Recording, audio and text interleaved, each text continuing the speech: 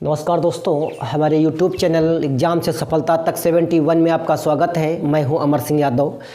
देखिए, जो ये आपके प्रैक्टिस सेट अरविंद से हमने लिए हैं, इसका 19 प्रैक्टिस सेट है। उल्टा पढ़ा रहे हैं, 19 के बाद 18 आएगा। ये प्लेलिस्ट भी आपको नहीं मिल जाएगी। प्रैक्टिस सेट देखिए, प्रश्न कह रहा है कि 61 नंबर कि 2 में से क्या घटाया जाए कि शेष 5/18 बचे। तो देखिए, 2 में से क्या घटाया जाए कि शेष जो है 5/18 बचे। तो हमने क्या किया, x घटा दिया। क्या घटा दिया, x।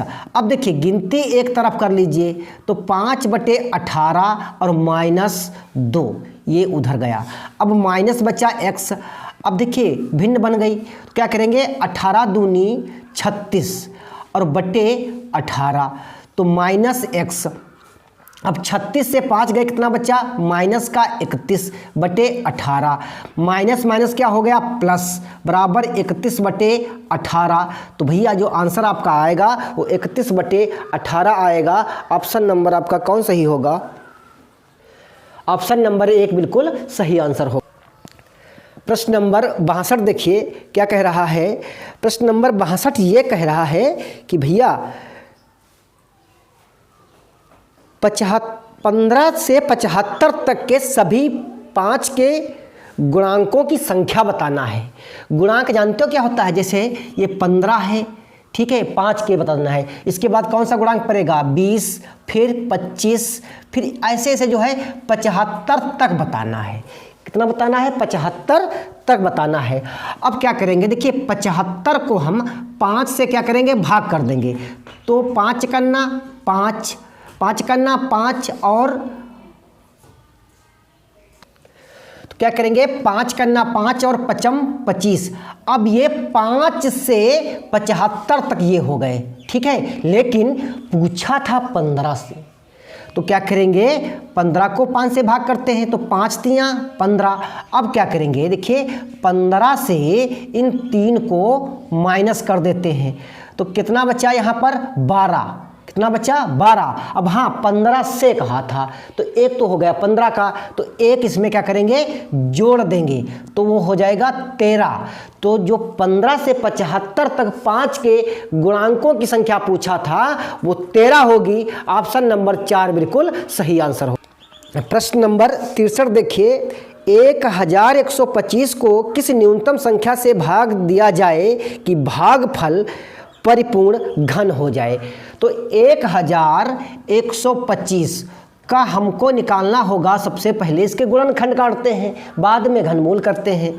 तो 5 से काटेंगे, 5 दूनी 10, ठीक है, 5 दूनी 10, 12 हुआ, फिर 5 दूनी 10, 25 हुआ, 5 25, फिर 5 से काटेंगे, 5 चक्कू 20, 5 25, फिर 5 से काटेंगे, 5 नवा 45, फिर 3 तियाँ 9 और 3 कन्ना 3।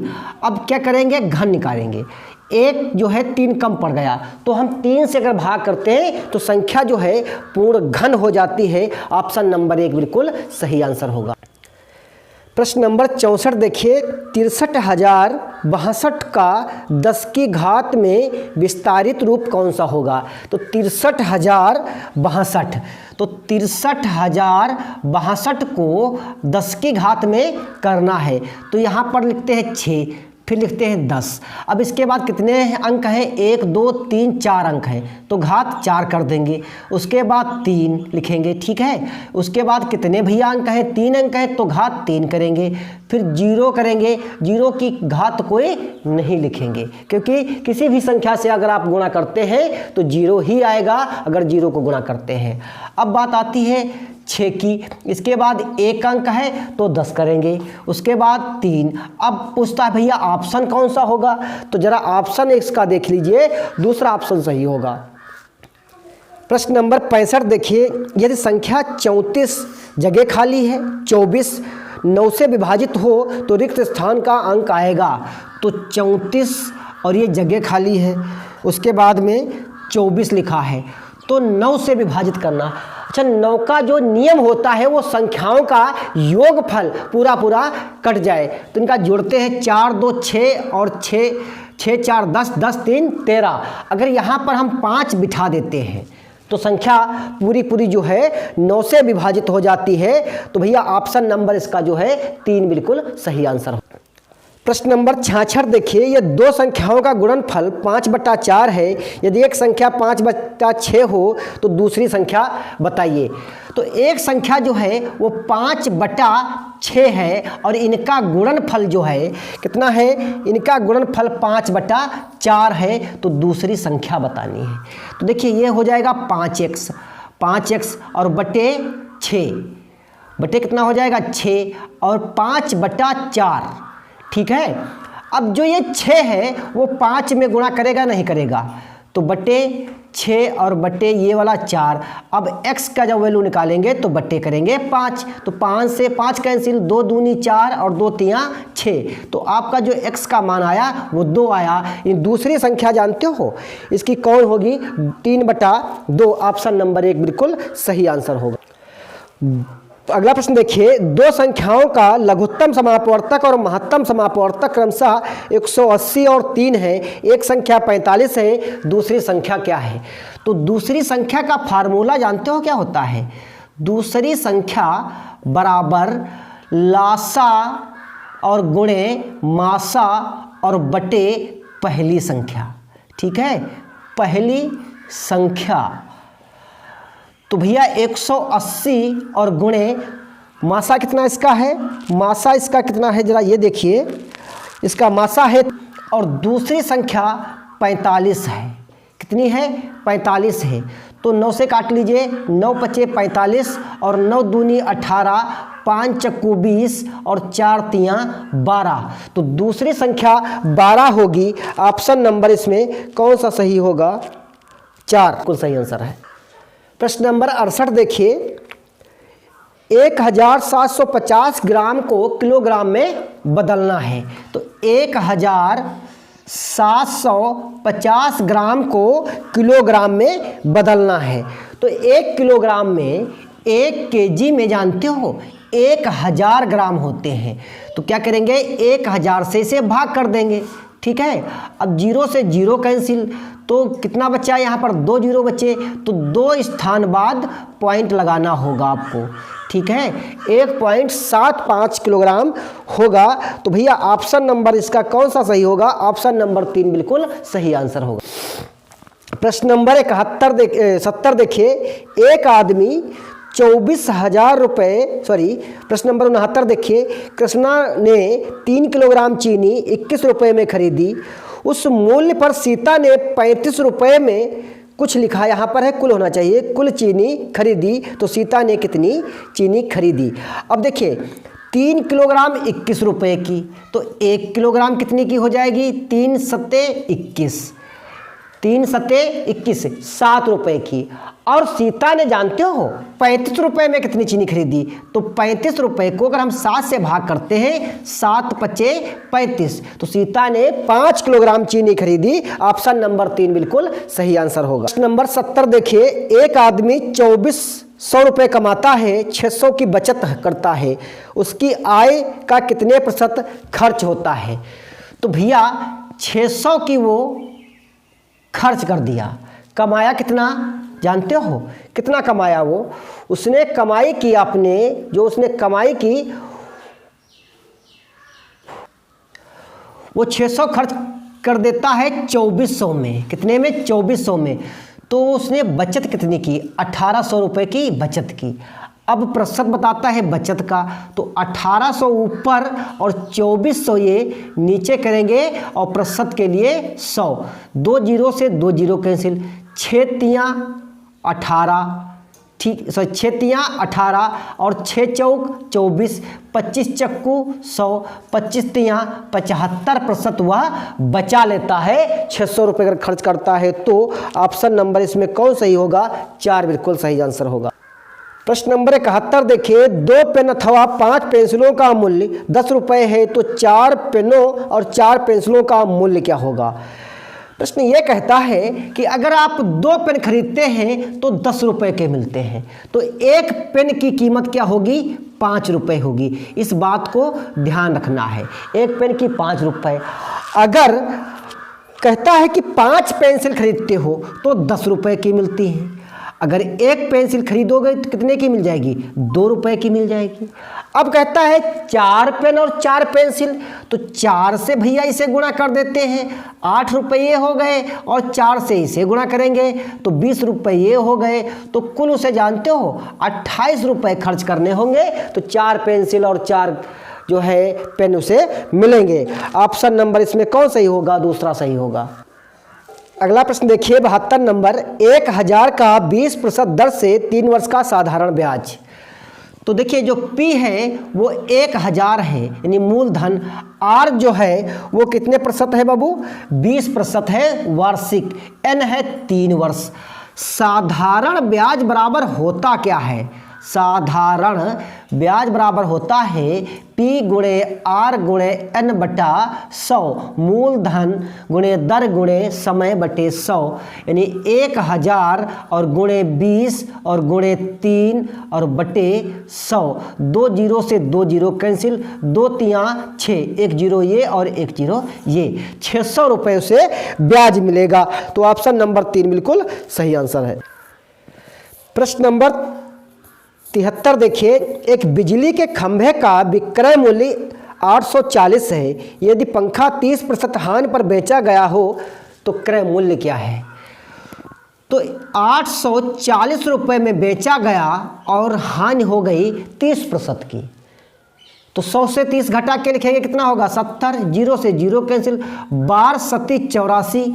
वो पंखा जानते हो 1200 रुपये का खरीदा गया होगा। में कौन सही है? 4 नंबर बिल्कुल सही। प्रश्न नंबर 74 देखिए, एक रेलगाड़ी 3 किलोमीटर की दूरी 2 मिनट में तय करती है, वह 6 घंटे में कितनी दूरी तय करेगी? 3 किलोमीटर की दूरी 2 मिनट में, तो 1 मिनट में कितनी जाएगी? 3 किलोमीटर की दूरी जो है 2 मिनट में तय करती है, 6 घंटे में पूछ रहा है, तो भैया क्या करेंगे? इसे मिनट में ही बदल देते हैं, 60 से गुणा कर देंगे। अब देखिए 2 तियाँ 6, 3 तियाँ 9, 6 54, यानी 540 किलोमीटर की दूरी जो है 6 घंटे में तय करेगी। ऑप्शन नंबर जो है 3 बिल्कुल सही आंसर। प्रश्न नंबर 75 देखिए, एक रेलगाड़ी स्टेशन ए से 5:15 बजे चलती है, स्टेशन बी पर अगली सुबह 10:40 बजे पहुंचती है, रेलगाड़ी द्वारा लिया गया कुल समय। भैया 5:15 ये हो गया, ठीक है, शाम का 5:15। अब बताओ 12 जब बारह बजेंगे तो कितना समय बचेगा?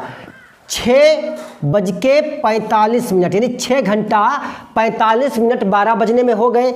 इधर जो समय है वो 10:40 है। कितना है? 10:40।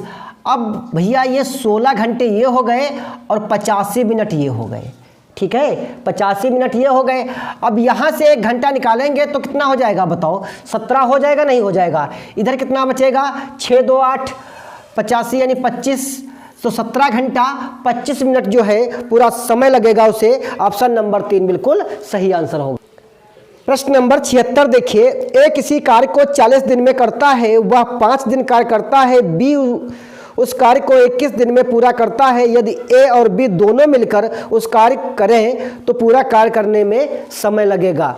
देखिए जो ए द्वारा कार्य है, वो ए जो कार्य करता है वो कितने दिन में करता है? 40 दिन में करता है। तो 1 दिन में कितना करेगा? 1/40 भाग करेगा। 1/40 भाग करेगा, नहीं करेगा बताओ? अब वो कहता है कि 5 दिन तक कार्य करता है, तो भैया जब 5 दिन तक वो कार्य करेगा तो 5 8 40, यानी 1/8 भाग का कार्य करेगा। अब अच्छा कार्य बचा कितना? तो 1/8 करेंगे तो 8 करना 8 और -1/8, यानी 7/8 कार्य जो है वो शेष बचेगा। शेष कार्य जो है बी 21 दिन में करता है। जो शेष कार्य है वो भी कितने दिन में करता है? 21 दिन में करता है, ठीक है, 21 दिन में करता है। तो जो इसका समय होता है वो उल्टा होता है, तो 21 गुणे 8/7, 7 तियाँ 21, 3 8 24, वो 24 दिन में कर सकता है पूरा कार्य। अब दोनों का जो दोनों हैं वो मिलकर के कार्य करेंगे, तो 1/40 और प्लस 1/24, इनका जो एलसीएम आएगा, इनका जो एलसीएम आएगा वो आएगा 120। कितना आएगा? 120 आएगा। तो 40 पंचे 120 20,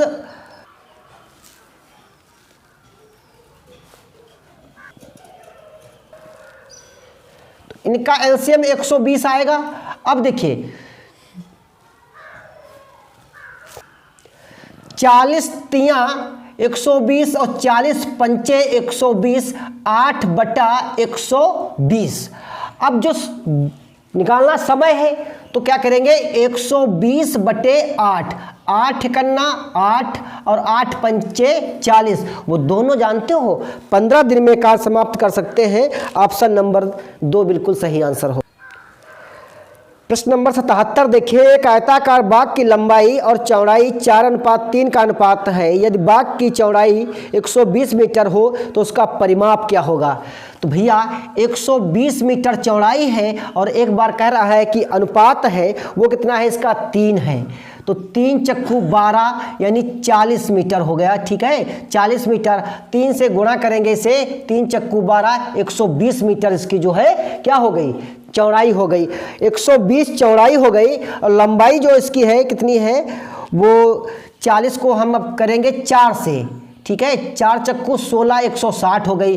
परिमाप पूछता है तो आयत का परिमाप जो होता है, आयत का परिमाप बराबर होता है 2 लंबाई प्लस चौड़ाई।